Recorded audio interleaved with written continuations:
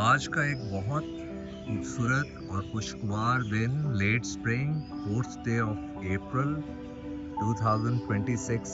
और आज tree therapy walk है जिसके अंदर बहुत डिटेल में मैं कुछ चीज़ें बयान करने लगा हूँ कि हमें जो ट्रीज़ और नेचर का बैकड्राफ्ट है उसको किस तरह कैप्चर कर सकते हैं और अपनी ज़िंदगियों में किस तरह इनकॉर्पोरेट हो सकता है, जिसकी वजह से हम बेस्ट अपनी लाइफ में परफॉर्म कर रहे हों।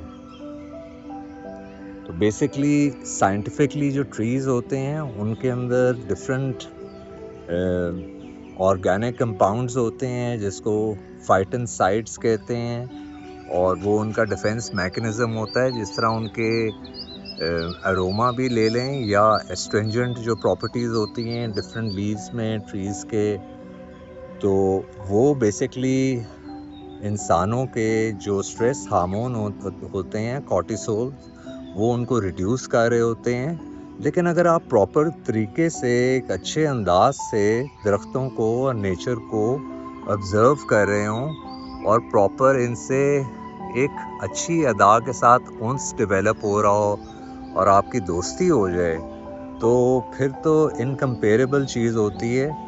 और वो हर एक आपका सॉरो, पेन, आपकी पास्ट लाइफ के जितने भी चीज़ें हैं वो अब्जॉर्ब करना शुरू हो जाता है। और ये भी साइंटिफिकली प्रूवन है। जापानीज़ एक फॉरेस्ट बेदिंग का कॉन्सेप्ट है जिसको शिन रिन यूकू कहते हैं। उसका मतलब ही ये है कि वो सॉरो और पेन हर एक बड़ा दरख्त, तो मैं समझता हूँ, बहुत अच्छी तरह अब्जॉर्ब कर लेता है। और आप उससे थोड़ी सी दोस्ती हो जाए और वो आपको पहचान लेता है, क्योंकि एक दरख्त जो है वो अंडरग्राउंड वर्ल्ड से भी तो बातें कर रहा है ना। थ्रू अ साइंटिफिकली एक कॉन्सेप्ट है, फिनोमिनन है, नेचुरल माइकोहेजल का एक फंगी है जिसके थ्रू वो पूरे ट्रीज आपस में न्यूट्रिएंट्स एक्सचेंज करते हैं। और सिम्बायोटिक एक रिलेशनशिप है फंगी का और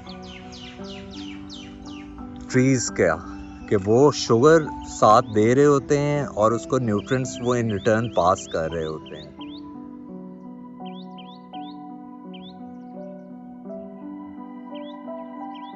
तो अगर मैं ट्रीज को थोड़ा सा एक आसान लफ्जों में बयान करूं तो मैं समझता हूँ tree is not a tree, it's a phenomenon. और वो एक हेवनली बॉडीज की तरह है जो कि सिर्फ अर्थ पे है और हेवन पे है।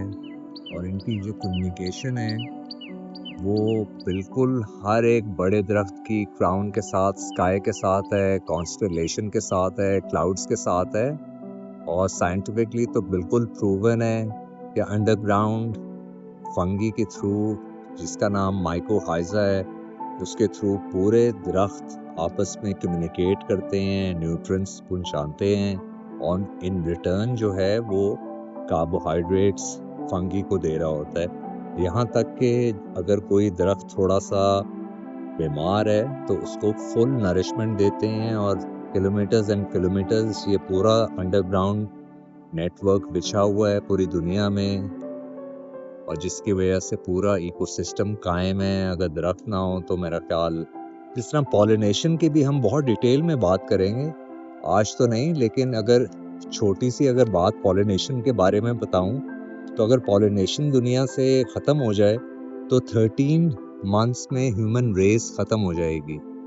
तो आप ये देख लें, अगर ट्रीज़ जो हैं वो माइकोहेजल अंडरग्राउंड जो नेटवर्क है वो अगर ख़त्म हो जाए तो मेरे ख्याल कुछ महीनों में पूरी ह्यूमन रेस ख़त्म हो जाएगी। तो बड़ा इकोसिस्टम जो है वो एक चेन रिएक्शन की तरह चल रहा है पूरी दुनिया में। और हम अपने डिफरेंट वीडियोस में ग्लोबल वार्मिंग के जो इम्पैक्ट्स हैं, जो पिछले 25 ईयर्स से मैं बिल्कुल फोरसी कर रहा हूँ, डिटेल हर एक चीज़ की लिख रहा हूँ, तो वो बिल्कुल मैं बयान करूँगा क्या क्या फ़र्क हो गया है और आने वाले वक्त में क्या होगा। तो बिल्कुल हम क्लाउड्स और ट्रीज़ के लिहाज से बात करेंगे। क्लाउड्स के बहुत से लोग हैं जिन्होंने मैसेजेस किए हैं कि उनके बारे में भी कुछ बयान किया जाए, तो थोड़ा सा आप क्लाउड्स के बारे में भी शुरू करना पड़ेगा, क्योंकि लोग, मेरा ख्याल, मैं समझता था क्लाउड्स के स्काई वॉचर्स, क्लाउड के जो बहुत ज़्यादा समझ लें फॉलोअर्स हैं वो कम हैं, लेकिन ऐसा नहीं है, ज़्यादा हैं। लेकिन उनको क्लाउड्स देखने का भी एक आर्ट है, समझने का एक आर्ट है, जिससे आप अपने पैशन को 4 फोल्ड्स आगे लेके जा सकते हैं। क्योंकि इन्फॉर्मेशन के बगैर आप बिल्कुल एक जगह साकिन हो जाते हैं, स्टैग्नेशन पे पहुंच जाते हैं। तो आप अपने आप से पूछ रहे होते हैं व्हाट नेक्स्ट। तो बिल्कुल इन्फॉर्मेशन मैं शेयर करूंगा ताकि आप आर्ट सीख सकें, नेचर के डिफरेंट प्रिज्मेटिक एसेंस की खूबसूरती जो है वो उसको जज कर सकें, और आने वाले वक्तों में आपको पता हो कि एक दरख्त के ऊपर कौन सा ब्लूम आने वाला है, कब सीड पॉड्स हैं, कौन सा क्लाउड अगर अभी आया है तो उसके कुछ अरसे के बाद कौन सा क्लाउड आने वाला है, कितने दिनों में कैसा मौसम होगा। हर एक चीज़ जो नेचर है वो इतना स्टेडी तौर पे, समझ लें एक स्टेडी पेस पे चल रही होती है कि वो हर चीज़ आने वाले वक्तों की बयान कर रही होती है। जिस तरह ट्रीज़ जो हैं वो अपने पिछले वाले टाइम के ग्रोथ रिंग्स जो होते हैं वो बयान कर रहे होते हैं, इस तरह क्लाउड्स भी आने वाले वक्त को बिल्कुल बयान कर रहे होते हैं। तो ये ट्री थेरेपी वॉक पूरी एक इकोसिस्टम, नेचर की एक मैजेस्टिक ग्लोरी को बयान करना है और साइंटिफिकली चीज़ों को समझना है, और ओवरऑल अपने सोल को एट पीस लेके आना है, जो यूजुअली आप किसी और तरह बंद कमरों में नहीं लेके आ सकते।